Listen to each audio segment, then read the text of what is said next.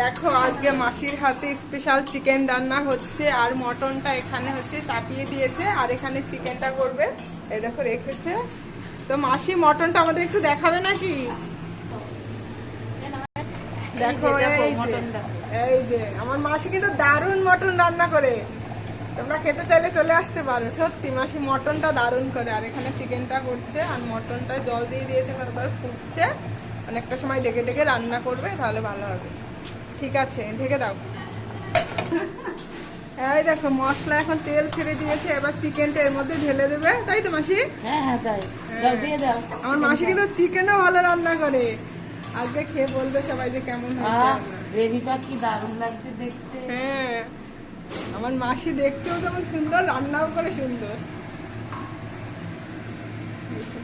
চিকেনটা কষা কষা করে রান্না করবে, রাতে পিঠে দিয়ে হবে, তাই তো? ঠিক আছে, রান্না করো তাহলে, আবার আসবো পরে। ঠিক আছে। ঠিক আছে।